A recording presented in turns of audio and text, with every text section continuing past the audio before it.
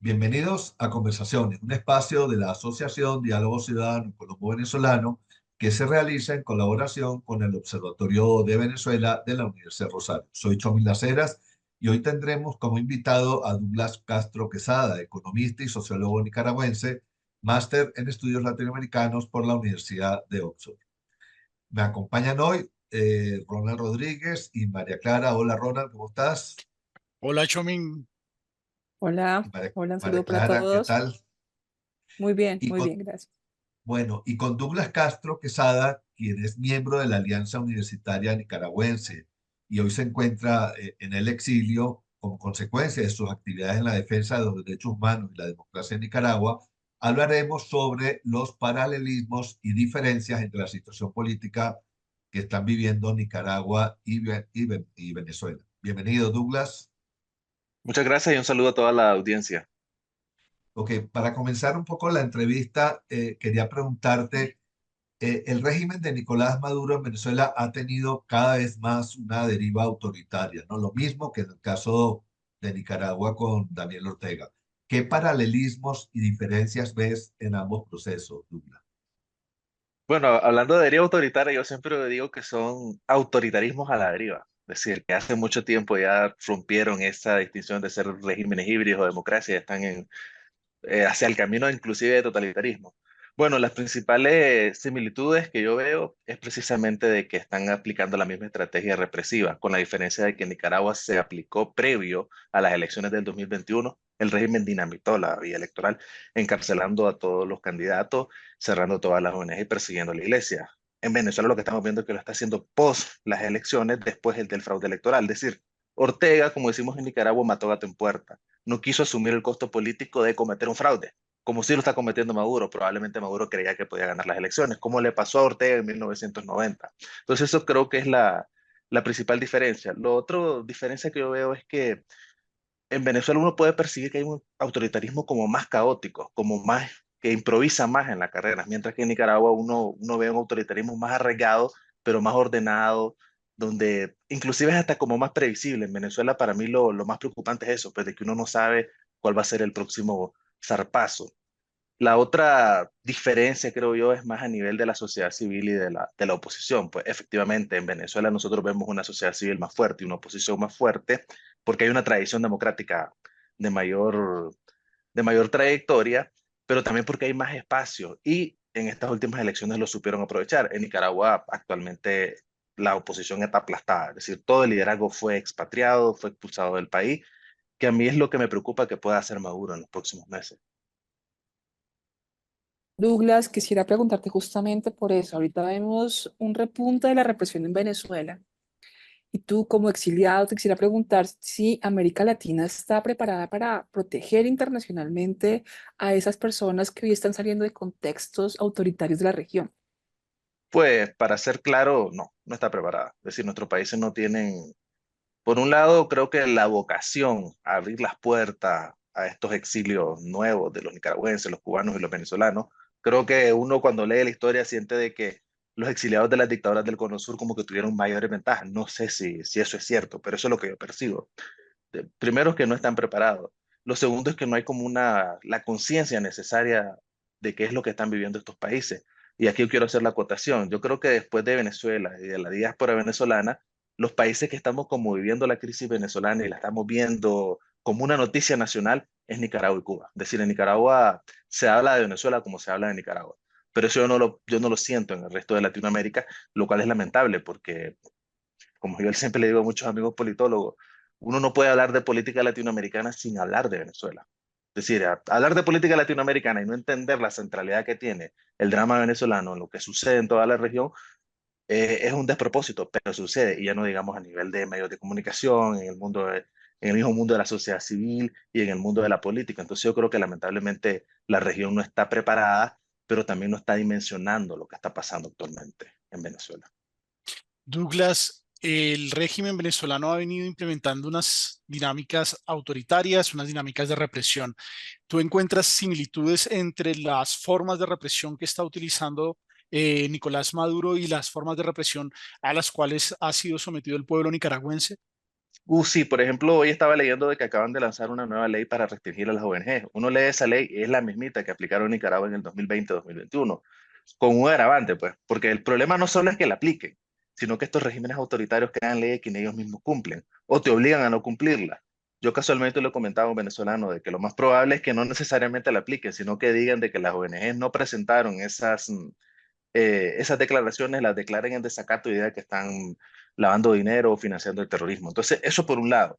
Lo segundo que yo veo también es la narrativa, porque siempre hay que ponerle mente a lo que ellos dicen en sus medios de comunicación, porque ellos como que ablandan el terreno y más adelante terminan ejecutando lo que dicen. Uno ve más o menos cierta narrativa violenta contra la iglesia, entonces yo esperaría que más adelante haya una persecución religiosa como la que está sucediendo en Nicaragua. Y en el caso de la oposición, bueno, están bien fuertes, están resistiendo, eso es bastante admirable, pero el proyecto es expulsarlos, aplastarlos. Entonces yo veo esas como esos patrones y esas similitudes, pero claro, yo sí creo de que en mi caso, pues, y muchos de los nicaragüenses, vemos con mucha admiración la lucha que están dando los venezolanos ahorita y también con mucha esperanza, no sin hacer a un lado la preocupación de que pueda consumarse la estrategia que llevó a cabo Ortega en Nicaragua de aplastamiento del espacio cívico de la oposición, cierre de medios de comunicación. En Nicaragua no hay ningún medio de comunicación en terreno, Douglas, solo redes sociales. quería preguntarte precisamente por la dinámica que tú tenías desde el movimiento estudiantil, desde las universidades. Una de las características que estamos viendo en este momento es que el régimen venezolano está golpeando fuertemente a colegas, a profesores venezolanos que incluso muchos han tomado la dinámica de autocensurarse y los jóvenes venezolanos pues han sido, digamos, fueron fundamentales para la oposición en la recolección de actas y en toda la organización de lo que fue el movimiento opositor para poder demostrar el fraude, pero pues en Nicaragua también el movimiento estudiantil fue uno de los más golpeados, si tú lo conoces de cerca. ¿Cuáles son las dinámicas que se dieron en Nicaragua un poco para que nos cuentes a los colombianos y a los que están viendo este video podcast y qué encuentras de similitud frente al caso venezolano? Bueno, actualmente, yo ya relacionaría más lo que pasó con el movimiento estudiantil de Nicaragua, más o menos con la represión que hubo en Venezuela en el 2017, más o menos con esos movimientos de 2014-2017, que puede suceder más adelante en Venezuela. ¿A qué me refiero a eso? De que el estallido social, el epicentro fue en las universidades. Entonces, la estrategia represiva del régimen fue encarcelar a todo el liderazgo, es decir, y un encarcelamiento disciplinante hacia el resto, es decir, a todos los jóvenes los mandaron a celdas de máxima seguridad, campañas de difamación y aniquilamiento moral brutales. Entonces, esa fue la estrategia, tratar de evitar que esas organizaciones agarraran más fuerza y de legitimarlas, para evitar que creciera la protesta, porque también el régimen, eso es lo que teme de los universitarios, que puedan mover la calle.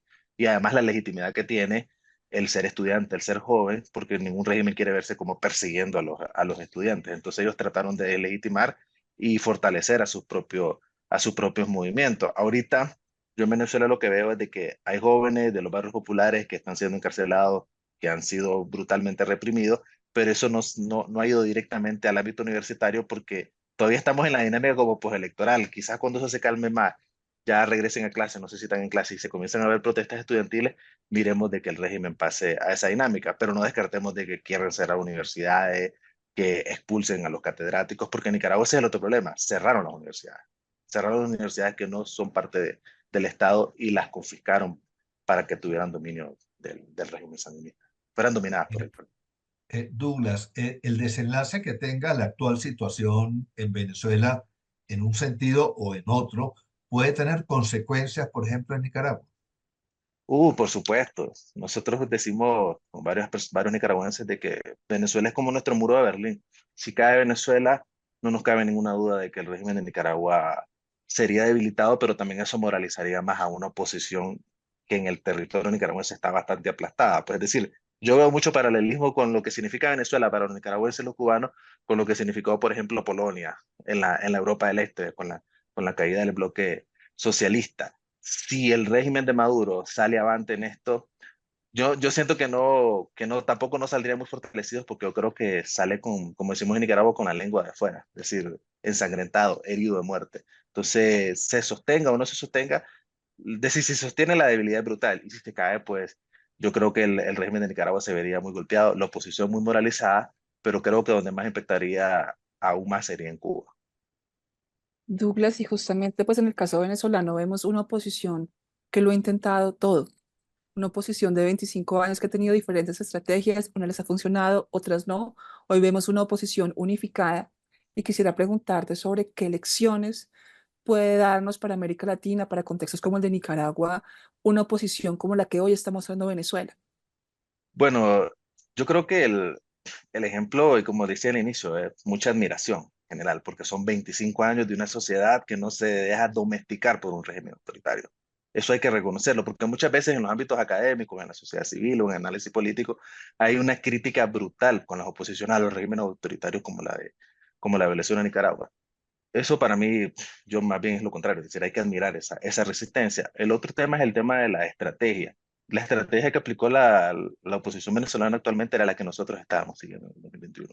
Es decir, ir a las elecciones en las condiciones peores del mundo porque sabíamos de que podíamos ganar y podíamos demostrar un fraude. Entonces yo creo que esa estrategia, aunque muchas personas digan dictadura no sale con votos o que no hay que prestarse para tratar de utilizar los canales institucionales para resistir a estos regímenes, yo creo que ahorita lo está demostrando que es la más correcta, es decir, que es la que más logra golpear a este tipo de regímenes porque es el terreno en el que ellos son más débiles, es decir, ellos no tienen el respaldo de la población por más que ellos quieran reprimir. Entonces yo creo que el aprendizaje es ese, pues que ese tipo de estrategias de buscar negociación, buscar la vía electoral, tratar de meterse por rendija o por las grietas que deja el régimen, son las más apropiadas, que cuesta, efectivamente cuesta, porque lo fácil es ser radical y no hacer nada o pedir invasión extranjera o salidas violentas que realmente es muy difícil que se lleven a cabo. Entonces para mí esa es la principal lección que en el caso de nosotros, los nicaragüenses, los que fuimos parte de ese proceso en el 2021, nos sentimos muy reivindicados porque nosotros decimos, a eso es a lo que queremos llegar. Entonces hoy en Nicaragua mucha gente dice,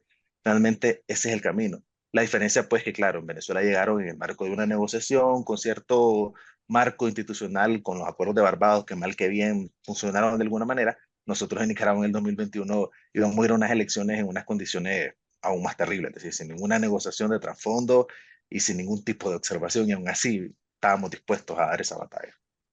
Douglas, el régimen nicaragüense finalmente decidió pues s- solidificar el proceso dictatorial, por decirlo de alguna manera. ¿Ves posible que eso pueda suceder en este momento en Venezuela a partir de la experiencia de lo que ustedes hicieron como oposición en Nicaragua? ¿Es posible que esto se repita y que el Nicolás Maduro se decante por la misma ruta que hizo Daniel Ortega? Bueno, yo creo que hay dos cosas. Uno es como la vocación o la preferencia. A mí no me cabe ninguna duda que el chavismo y que la cúpula tiene una vocación autoritaria y totalitaria y que le gustaría hacer eso. Lo otro es que puede hacerlo. En Nicaragua lo puede hacer Ortega porque el ejército lo fundaron ellos en 1979, cuando derrocaron a la dictadura somocista. Es decir, es un ejército totalmente sandinista. No tenemos la tradición democrática que tiene Venezuela con todo después del Pacto de Punto Fijo, antes de 1999. Es decir, había una sociedad civil, una tradición democrática más fuerte. Entonces, es decir, Ortega logra hacer lo que hace porque no tiene como esos obstáculos democráticos que en Venezuela son difíciles de roer para el chavismo. Entonces yo creo que existe la vocación del régimen chavista de Maduro, pero la situación no es tan favorable para él. Es por eso que cuando hablo de que nosotros tenemos mucha esperanza, y no es una esperanza así como en el vacío, sino que vemos muchas oportunidades y que se pueden aprovechar y que también este juego no se va a solucionar en el corto plazo. Es decir, falta mucho por hacer de aquí al enero, por poner un ejemplo, que es como el corto plazo, y ya no digamos más adelante. Entonces yo creo que ellos van a intentar hacer una nicaraguanización de Venezuela, por utilizando esos términos, pero no lo veo tan viable a como si se miraba en Nicaragua. Douglas, en el continente americano tenemos unos gobiernos de izquierda democrática como el de Boric, el de Lula, el de Petro en Colombia o López Obrador en México y otros autoritarios, ¿no? Como el de Maduro, Ortega o Díaz-Canel en Cuba. ¿Cómo ves la dinámica entre estos dos bloques? ¿Crees que se entienden o que más bien como se está viendo ahora en el caso Maduro, que más bien hay un ahondamiento de las diferencias entre ambos bloques? Yo creo que hay un ahondamiento en las diferencias, sin embargo, el bloque democrático no es tan beligerante. Y aquí voy a poner varios ejemplos. Por ejemplo, cuando se hizo el golpe de Estado en el 2009 contra Mel Zelaya en Honduras, la acción latinoamericana fue fuertísima, fue fuerte. Entonces yo siento de que en el caso particular de Lula, Petro y AMLO tratan de diferenciarse como una izquierda democrática, pero sus acciones no son lo suficientemente fuertes, tal vez apelando a de que necesitan tener un canal de comunicación, pero yo creo que este régimen necesita más presión. Es decir, le conceden al chavismo cuestiones que no le han concedido a otros países con situaciones menos graves. Y uno lo puede ver en los discursos, pues en el caso de Andrés Manuel López Obrador es más claro, es decir, fue más duro con cuestiones que sucedieron en Bolivia, que fueron menos graves, o con cuestiones que sucedieron en Perú, que fueron menos graves, que con lo que está pasando en Venezuela, que es un fraude monumental. Sin embargo, yo creo que este fraude y lo que está sucediendo en Venezuela ahorita está siendo como una prueba ácida para demostrar quién o no es realmente un demócrata. Entonces yo creo que de aquí por lo menos vamos a salir bien claro quién es quién durante esta crisis. Y va a desprestigiar mucho a aquellos que han tratado de vender esa idea de como que Maduro es un demócrata que está acorralado y que es radical porque hay una oposición intransigente. Es decir, toda esa excusa que uno la ve inclusive hasta en la academia, pues decir, como que el chavismo es lo que es por una reacción a una oposición extremista o algo por el estilo. Nada que ver. Es decir, ellos tienen esa vocación y ese es su proyecto, el autoritarismo. Douglas, tanto Nicaragua como Venezuela han hablado o tienen lógicas narrativas. Estas narrativas encuentran similitudes en las narrativas porque ellos siempre dicen que hicieron elecciones, que son supuestamente regímenes democráticos y lo peor de todo es que hay algunos lugares en el mundo donde todavía les creen. Esas Sí. narrativas, ¿cómo combatir esas narrativas? Bueno, yo creo que la primera parte es entenderla, es decir, la narrativa de ellos es de que la oposición democrática es golpista o que nosotros queremos hacer una especie de revolución de colores, que es una narrativa importada de Rusia, es decir, eso se inventó en Rusia cuando sucedieron todos esos levantamientos contra los regímenes autoritarios del espacio soviético. Y para combatirlo, además de conocerlo, yo creo que también es el tema de, de hacer oposición, ser demócrata con orgullo también, es decir, sin complejo defender la democracia sin complejo. Para mí ese es un punto importante. Y lo otro también es desnudar las contradicciones del discurso de este tipo de régimen, es decir, no son democráticos. Eso se demuestra de forma muy fácil, pero también desnudar la otra parte, es decir, que ellos se tratan de vender como los defensores del pueblo, de los sectores más desfavorecidos, cuando en la realidad no es así, es decir, son regímenes sumamente corruptos, son regímenes que son élites enquistadas en el poder, que tienen a veces, muchas veces, un trato con los sectores populares más, más violento que el de las élites tradicionales. Entonces yo creo que hay que tratar de desnudar todos sus discursos en el ámbito político, en el ámbito económico, también en el ámbito internacional y tratar de explotar todas esas contradicciones que ellos tienen, pero yo creo que no solo se trata del tema del discurso y la comunicación, sino también de la acción política. Entonces ahorita creo que Venezuela es el mejor ejemplo, el hecho de movilizar, ir a todas las comunidades, emocionar a la gente, a orillar al régimen con ese tipo de acciones es lo más primordial, es decir, no solo la comunicación, sino la acción concreta política. Finalmente, para ir cerrando, Douglas, quisiera preguntarte sobre la importancia de la voz del exilio. En el caso venezolano ha sido muy importante el relato de los migrantes, de los refugiados, de lo que está sucediendo en Venezuela. ¿Cómo ha sido en el caso nicaragüense? Bueno, en Nicaragua, como a nivel nacional la oposición está más aplastada y el sistema está más cerrado, es decir, la única voz que tiene la oposición son los que estamos afuera. Entonces, es decir, la gente reconoce que el liderazgo de la oposición está afuera. No hay como esa división de nosotros adentro y los que están afuera, porque los que están adentro saben de que no pueden expresarse, no pueden hacer ningún tipo de acción. Entonces, yo creo que hay que asumir esa responsabilidad como diáspora de, de comunicar, de ejercer ese liderazgo, pero claro, también tratar de evitar esas desconexiones que se vieron en otros contextos, porque efectivamente nosotros sí tenemos la libertad para decir las cosas tal y como son. El otro punto es, yo creo que hay que evitar ciertas irresponsabilidades, ¿a qué me refiero? Es decir, no mandar a hacer a las personas que están en el territorio nacional, que asumen todos los costos, que hagan cosas que ellos van a hacer, los que van a pagar esos costos y nosotros no, los que estamos afuera. Eso creo que es un punto bastante importante, pero en general es no, y con esto finalizo, el régimen nos dice a los que estamos afuera que somos apátridas, que somos personas que no estamos ni en el país. No, nosotros tenemos todo el derecho a hablar de nuestro país porque somos nacionales. Entonces también tenemos que asumir eso, pues de que en ningún momento tenemos que permitir que nadie nos diga que como nicaragüenses, como venezolanos, como cubanos, como personas que están exiliadas, perdimos el derecho a hablar sobre los derechos de nuestro país. Eso es importante. Bueno, muchísimas gracias, Douglas Castro Quesada, por acompañarnos en el día de hoy. Los esperamos la próxima semana en una nueva emisión de Conversaciones de la Asociación Diálogo Ciudadano Colombo-Venezolano. Pueden seguirnos también por nuestras redes, así como las del Observatorio de Venezuela, de la Universidad del Rosario y en el portal de lasillavacía.com. Hasta luego, Douglas. Muchas gracias, hasta luego. Estamos en contacto. Bye bye.